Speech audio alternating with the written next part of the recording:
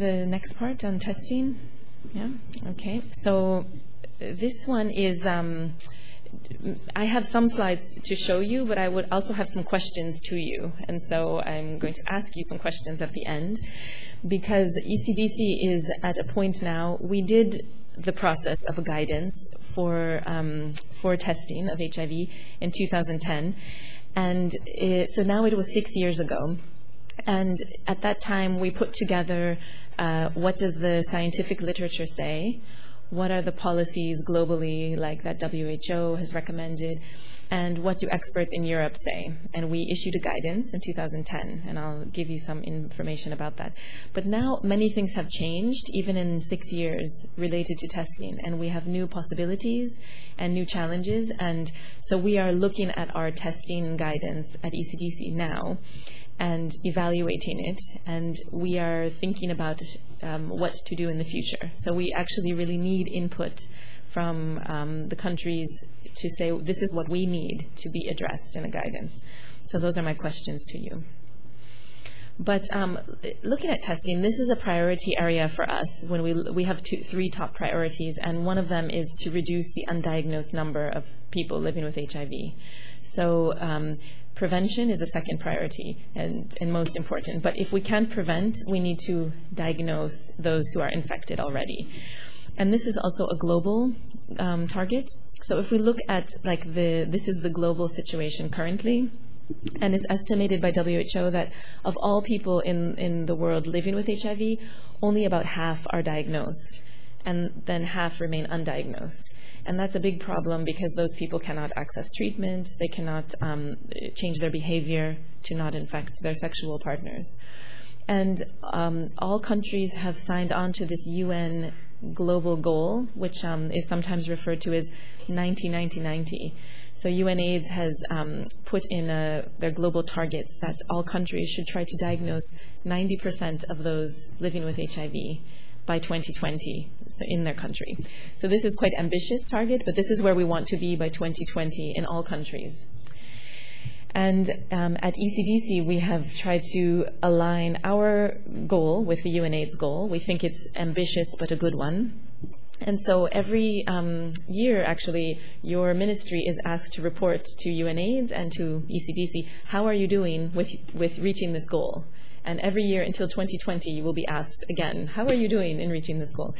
And the difference between where we are today and where we want to be is obviously testing needs to address that. We can't get there without testing and diagnosing people who are living with HIV. And one strategy, which is to do what we're doing now, which is probably not enough. And that means that some people will be offered testing through traditional programs, and others will not, and those people will eventually become very, very sick and develop AIDS, and eventually we will find their status, but it will be very late. And that's the current situation where we are. So some new strategies are needed to get to this global target. And then UNAIDS has already told us, and then we want to get even further. By 2025, we'd like to get 95% people diagnosed.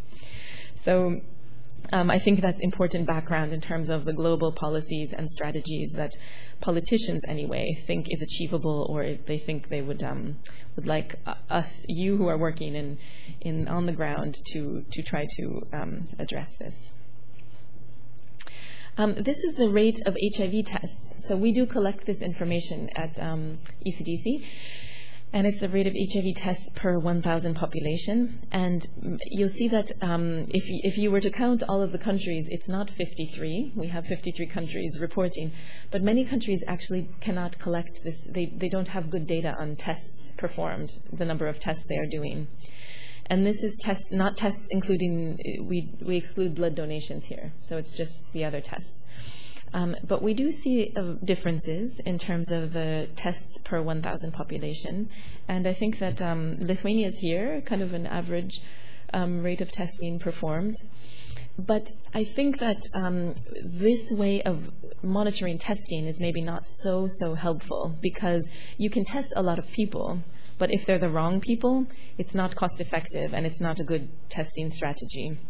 And so we can't go and say everyone in Europe should test all of the time, because actually that's not seen as an evidence-based policy. And generally in Europe, in Lithuania, HIV is quite low. I mean, compared to in some countries in sub-Saharan Africa, the prevalence is still quite low in the general population. And so we don't recommend rapid, repeat, constant testing for general population. In Europe, it needs to be very targeted to the groups most at risk. And so this was what we said in the guidance in 2010 already. We said that you should be testing risk populations. You should, what was new in that guidance, maybe and different, was that before 2010, there was a lot of emphasis on a very heavy pre-test counseling and post-test counseling related to the testing encounter. And this was seen as, in some settings, not very helpful to get people to actually agree to test, because it became something where HIV was very special. It needed a very long counseling, trained counselors, post-test counseling. It took sometimes up to an hour, and this was, we wouldn't do that, for example, for testing for other diseases. And especially in hospitals and clinics, it became such that many doctors and nurses were afraid of actually bringing this up because they weren't trained in counseling. It took too much time. And so they would kind of skip this if it was a question. And so this guidance in 2010 recommended a simpler consent. They said it's okay to get verbal consent. It's no problem. You'll get higher rates of testing. It's okay to just give brief information and make it a more routine and normal procedure to when you do the pre-test counseling. It doesn't have to be 1/2 an hour. It doesn't have to be very, very heavy. And that also, this guidance recommended opt-out testing, to say, okay, when pregnant women come, if the policy is to test, we just say, this is what we do. We test for HIV, syphilis, hepatitis, and is that fine for you? And move on, instead of making it a very long counseling procedure.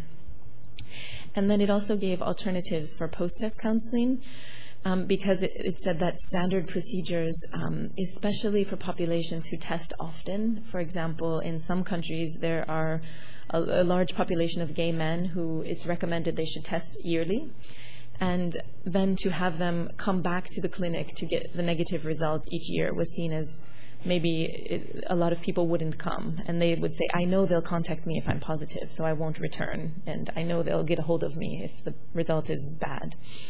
But so some countries have experimented with doing just like text message.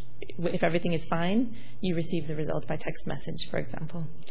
And now we have rapid testing, which was not as common actually in 2010. So now we can give results more quickly. But this was when we normally had to wait some days or a week.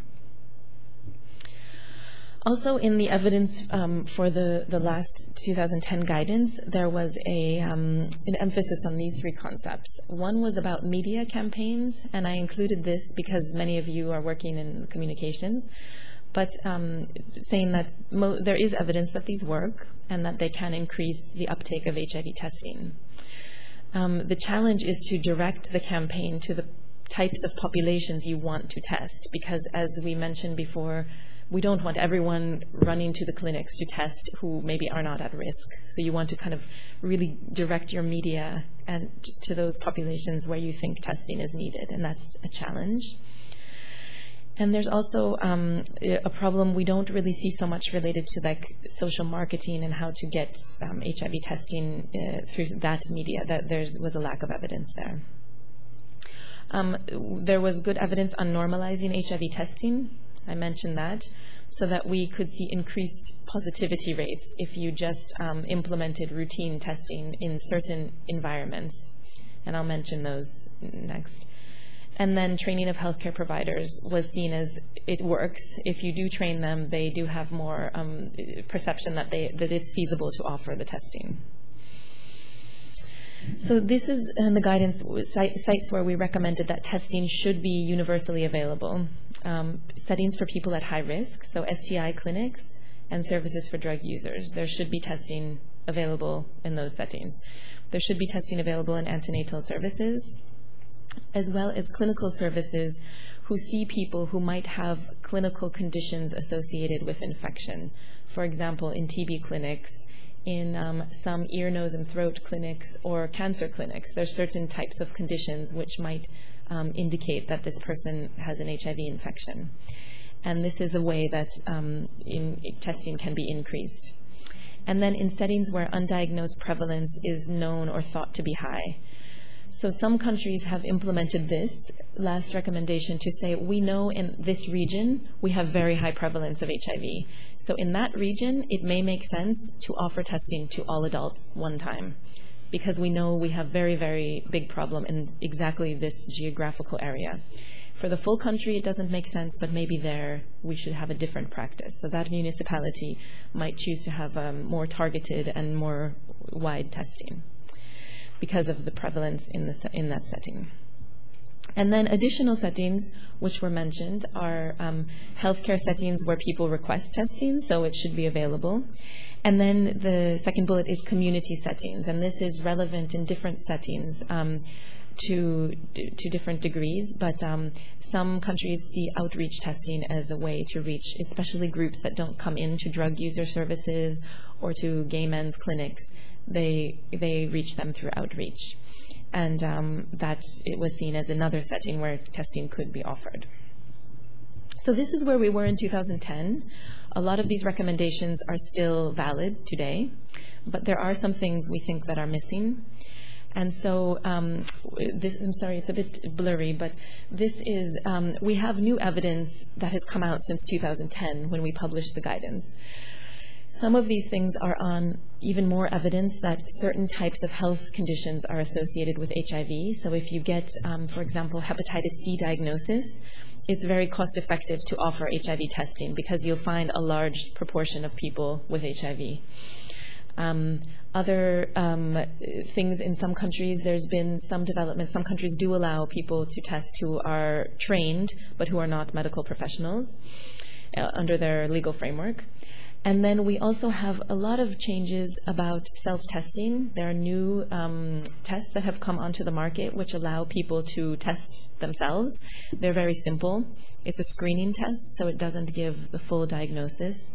They would need to then go and receive a diagnosis through traditional laboratory.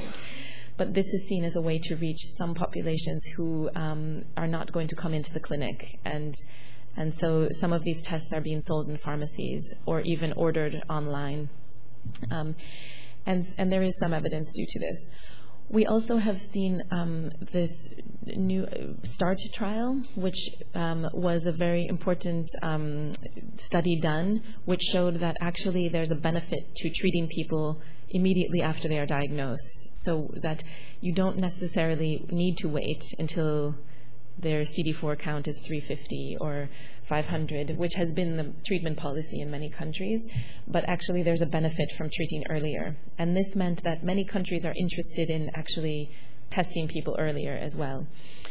And then there's been a debate on whether counseling is necessary at all, or whether we should actually stop doing counseling related to HIV testing. And this is a debate. People feel very strongly for or against on that topic. So there's some changes in the landscape. And recently, last year, WHO came out with an HIV testing guidance, which is quite good. And it's for the global, so for all countries in the world. And but we endorsed this and we reviewed it and we think it's a good guidance. But we're wondering now, is there a need to update a European guidance so that we have Europe-specific information on testing for countries in the region? Because we think there may be some gaps related to the areas mentioned. And so currently we're evaluating the guidance, and we did this by doing a needs assessment and an impact evaluation of our current guidance. We asked our member states stakeholders, so here at the center, I'm sure you were asked to do a survey. We asked all of our contact points in the countries to please say, have you used this guidance? What do you need in a new guidance? And then we also asked NGOs and civil society and European AIDS Clinical Society and WHO, like the broader stakeholders for ECDC. And what they recommended, we brought together some of these people in a meeting in January, And what they recommended is they said guidance is considered relevant, and there would be an added value in Europe to have a new update, and it should be in collaboration. And they said, but please don't only do guidance, you should do some other products so that we don't just need a paper document. That's not very, very helpful, but we also would need some other tools, which I will mention, and that the target should be the technical experts who are working in countries. And it should support countries who are trying to update their own national guidance. And these were topics which I'm just going to list and not talk about them very much, but these are topics that were listed as gaps in the current guidance. So sort of these new testing approaches like home-based and self-testing was seen as a big gap, which we needed to address. Also, if we're going to have things like self-testing, but people testing themselves in their homes or testing in community settings, how do we make sure they are linked to care? Because this is very, very important. Testing is only helpful if it's then acted upon to access healthcare. And many in the clinical sector are very worried that if testing goes into self-testing, that there will not be this linkage component. So we need to make sure that we have good mechanisms for approaching that, and also to monitor that. And then technologies, like mentioned, point-of-care test is like a type of self-testing, but new ways of testing outside of the laboratory. And then how do we better reach specific population groups, especially young people, ethnic minority groups, and higher risk gay men who have sex with men. And then finally, more information on counseling, what is needed, partner notification, and how often. This is something we never recommended in our previous guidance. What is the frequency of testing recommended for a different risk group? How often should an injecting drug user be tested? How often should a gay man be tested? And this is very, very difficult because all gay men are not the same, all drug users are not the same. So it's quite difficult to give this, you should test every 6 months recommendation. But this was a request from the expert group. Please try to at least put the evidence for some guidelines so we know what's too much and what's too little. And so this is kind of an action plan we have now for future work. We will update the testing guidance, and that will be done in the coming 2016 and finished in 2017. We are also thinking about a tool for monitoring and evaluation of things like linkage to care. We were asked to develop a compendium of like country case studies where good practices and things that are working could be put into like a web portal to be used by other countries where they could see some good examples. And then we have something called the European Test Finder. I will show you that in a moment. And then a tool for development of national guidance and implementation of national guidance. And so we will have an expert meeting on this, and we'll contact someone from Lithuania to see if this is of interest, to discuss developing a common framework to monitor testing services. So this is specifically on monitoring, and to look at how we could support countries going forward on this. And then I wanted just to end by saying a brief word about this European HIV Test Finder. This is something that we launched. It exists on AIDS Map. And it's, you can select the country and the town or put in a postcode, and it will display on a map or on a list the testing sites available. And this was done by a group called AIDS Map in the United Kingdom. They do have Lithuanian testing sites there, but we need you to check them because it was done by this group that is, they were searching the internet. And when we've had countries checking, we've seen, sometimes some of the sites are missing that are important, or other sites are not so relevant, or maybe the opening hours are not correct.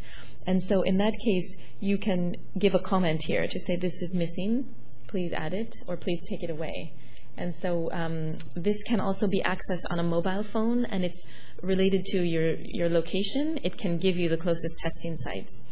So it's also for those working with technology, it is possible to put this, like they call it a widget, those who work with this, and you can put it into like your local site if you want to. It's free to do that. So if you think it's useful, you may update and use this service. May I ask Anastasia? Yeah.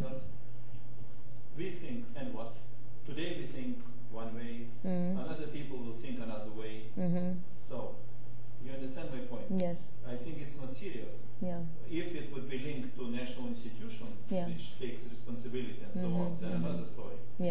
Well, please do give the feedback from the national institution, and because we are discussing this at ECDC, and what we need is the sites that are available. And some countries have them listed at national institution, probably you do have them.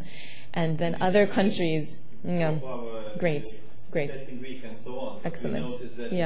Yeah, so we would like to. This was just launched, like, it was actually a pilot just before European Testing Week in late November. And we didn't think it would be finished, and then it was. So I think it was launched. I mean, it's still kind of in a pilot version, but we need to improve it. And we also have considered adding STI and hepatitis testing sites to this tool.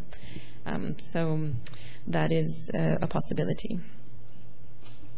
So I have some questions for you, and you're maybe a quiet group, but we would like feedback on the current main challenges in Lithuania right now in HIV testing, like where you see the struggles, and then how are you monitoring your efforts? Do you have enough information, or do you need more information? And how can ECDC support the efforts that would be helpful to you in Lithuania? So those are the questions that I would like to ask you.